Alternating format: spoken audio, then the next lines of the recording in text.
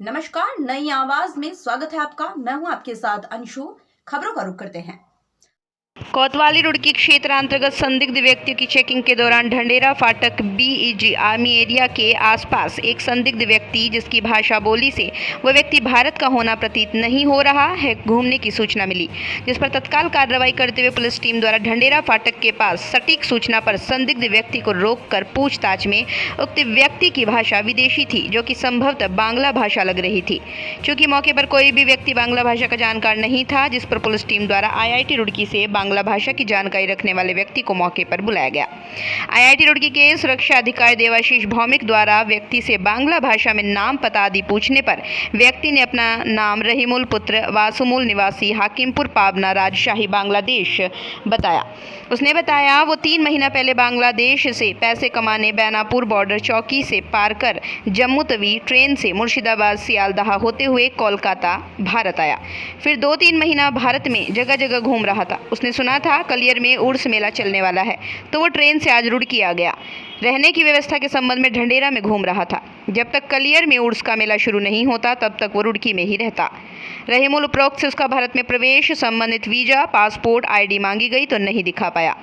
रहमुल उपरोक्त बांग्लादेश का निवासी है, जिसके द्वारा बिना पासपोर्ट वीजा के भारत में अवैध तरीके से आने, अवैध रूप से निवास करना पाए जाने पर धारा 14 विदेशी अधिनियम, धारा 3 पासपोर्ट एंट्री इनटू इंडिया अधिनियम, धारा 12 पासपोर्ट अधिनियम के तहत अभियोग पंजीकृत करते हुए आवश्यक वैधानिक कार्रवाई की जा रही है।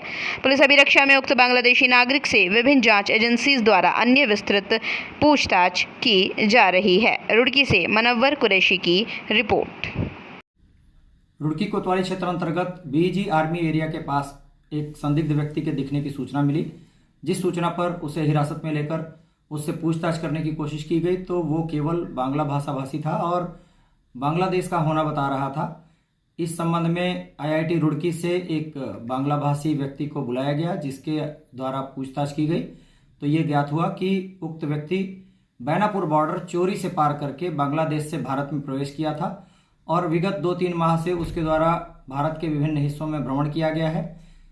अब वो कलियर में उर्स मेला होने की जानकारी प्राप्त कर यहाँ आया था और रुड़की में आर्मी एरिया के आसपास कहीं रहने के लिए ठिकाना ढूंढ रहा था।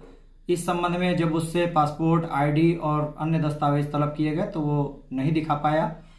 इस पर उसे 14 विदेशी अधिनियम, धारा 3 पासपोर्ट एंट्री इनटू इंडिया अधिनियम और धारा 12 पासपोर्ट अधिनियम के तहत अभियोग पंजीकृत करते हुए गिरफ्तार किया गया है और उसके विरुद्ध अन्य वैधानिक कार्रवाई अमल में लाई जा रही है।